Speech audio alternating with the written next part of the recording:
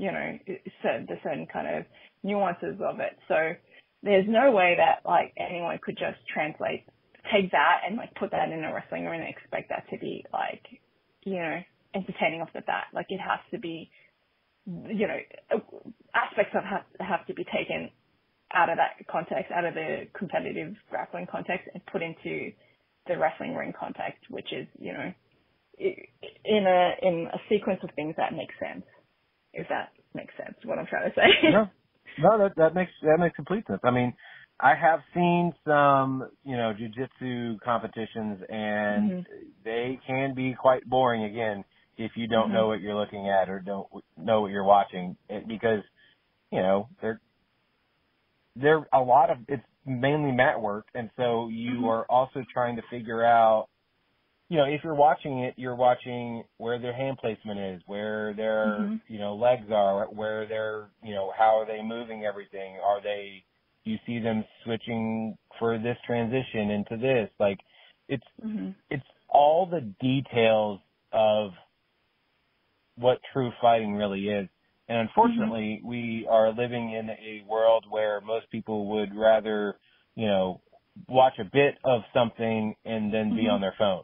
Or they want the GIF moments, the short clips of the highlights. But, it's about the details. And I think that's going into pro wrestling as well. There's a lot of people that they miss the details because they're just not paying attention to things.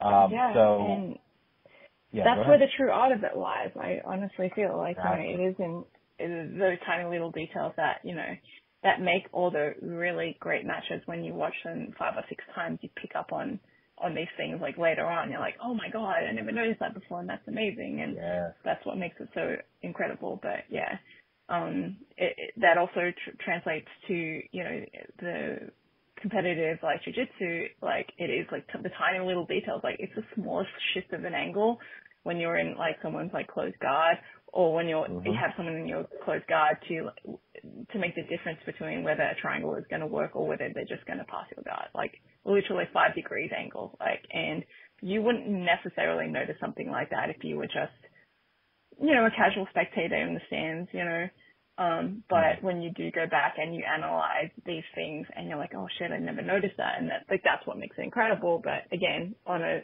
general kind of spectator level, it's a little hard to convert the casuals, I guess, so to speak, just off like surface level, viewing, alone. No, I mean, I'm 100% with you on that. I think most casuals don't understand what's happening mostly in MMA, let alone what would be happening in a jiu-jitsu tournament. So. Yeah, for sure. I mean, I guess with like, the bonus with MMA is like, you just punch someone in the face and like, that's really entertaining. So at least there's that. I mean, to each their own. They can pay attention or not pay attention as much as they want. As the ones who are paying attention enjoy it more, and hopefully the people that are just casually paying attention will get to the point to where they do care more and pay attention more to the details. Yes, that is definitely the goal, the long-term goal. Now, not only are you a black belt in jiu-jitsu, you're a pro wrestler, you're also an art director and creator. Tell us more about this, please, because your artwork that you have a little bit on Instagram, and then your website has most of everything, and you are a very talented artist. Oh, thank you. So I guess that side of things is like what I would, quote unquote call my like career side, or like, just like my professional aspect of who I am. But I started out as a designer. I went to design school in Sydney, Australia. I got my bachelor's with a major in graphics and textiles, funnily enough. But I was always interested in like printmaking, logos, and just visual communication and the graphic sense of things. And just was able to just really continue pursuing that from like straight out of college into my sort of years as a professional, just working in the entertainment marketing realm. So, I did a lot of work in marketing for television, for films, and then, eventually a lot for like, combat sports and stuff like that. But, my goal was always to apply my love and my need to create with things that I'm like passionate about, which ultimately comes down to like entertainment and sports and things like that. So yeah, I spent a number of years working in, production and post-production studios in Australia. And then I was able to, be offered a position in, a pretty, established, branding, entertainment branding, agency in LA, who are no longer around, but, we did a lot of work for like ABC, for ESPN, for Fox, CNN, just all the big kind of networks and stuff. And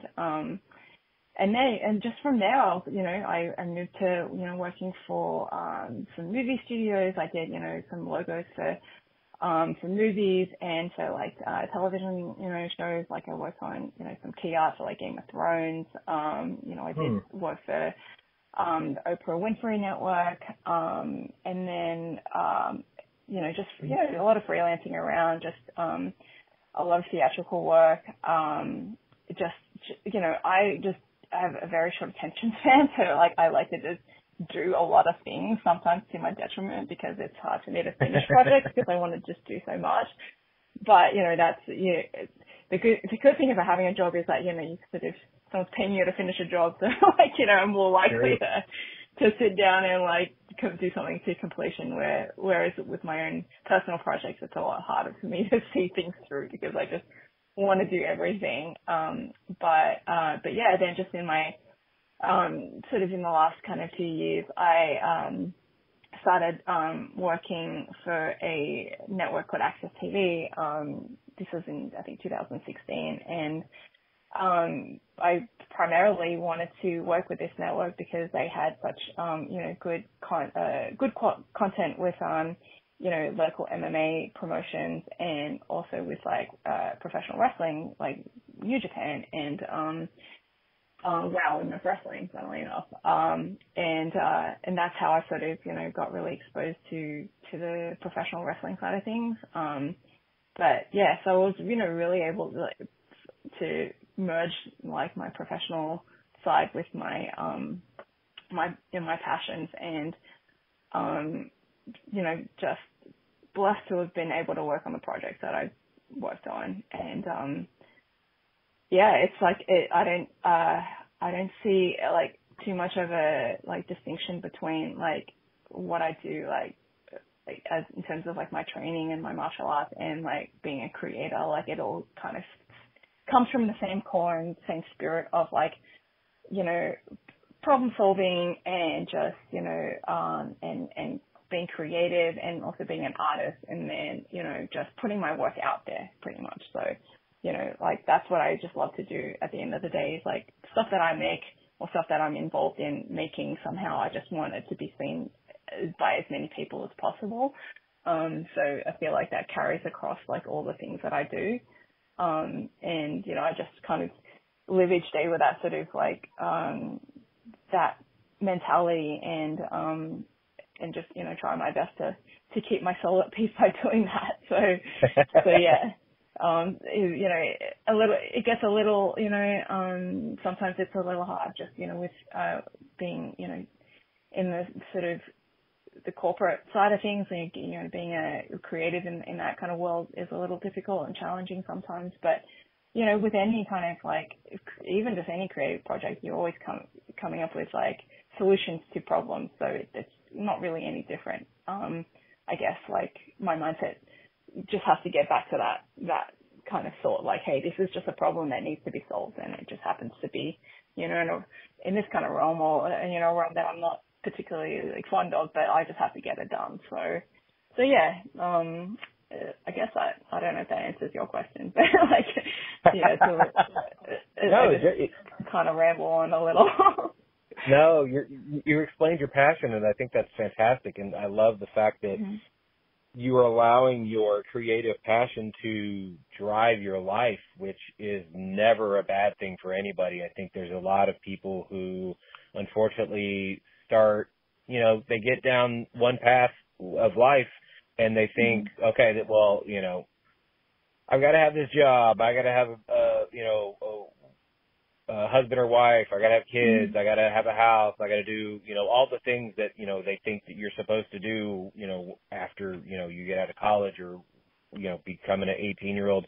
And they just kind of like, the creative part of their brain just almost shuts down because of the fact that they're not exercising it. So it's becoming atrophy. Yeah. And so I think a lot more people need to spend more time being creative, whether, even if it's, coloring in a book, because there's been studies now showing how peaceful that is, or even if it's just drawing some stupid figure somewhere, or anything to get their creative juices flowing, because it not only does it open up different parts of your brain, but it allows you to fully use your brain and your creativity that you aren't using on a regular basis. So I love that is what drives your life in, it seems, all aspects. And I just think it's a beautiful thing. Well, yeah, thank you. And I completely agree with everything you say. Like, it's, I think it's so important for everyone to, allow themselves to nurture that side of themselves and not have to feel like, it's ticking off the boxes of a societal, standard, which I feel like I think where maybe like a lot of, unhappiness comes from with like, work, life things, it's just like having that courage to just sort of, make it all one thing, or make it, why can't your job be the thing that you're passionate about? And, I'm not saying it's as easy as like, oh, why don't you just do it? Obviously there's a lot of things that come into play, but, at least starting with that mindset of just allowing each and every person to exercise their, creativity, even if it's not, great, or, so many times I hear people say to me, oh, you're a great artist and this and that, I'm terrible at drawing, or I'm terrible at this. And it's like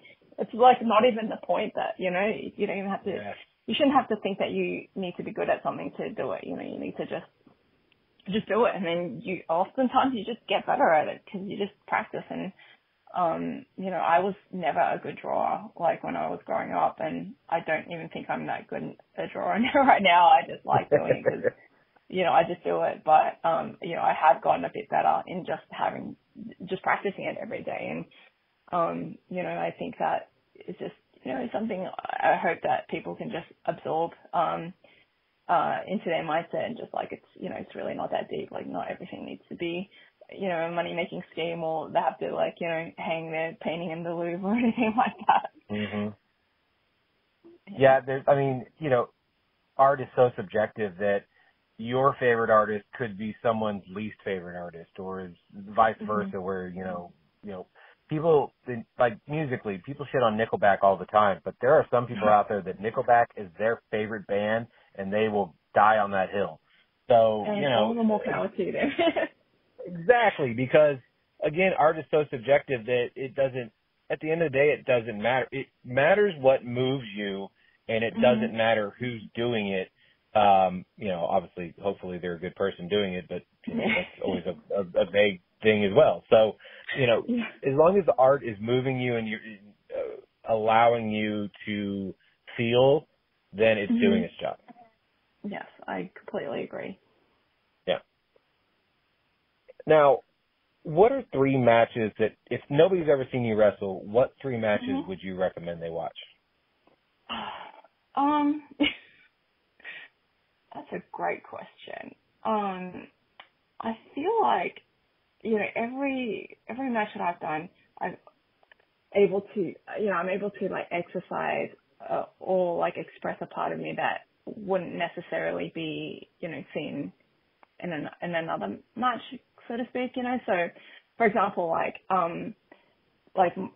my WOW Women of Wrestling matches, that's like exercising a very different side of my wrestling personas, so to speak.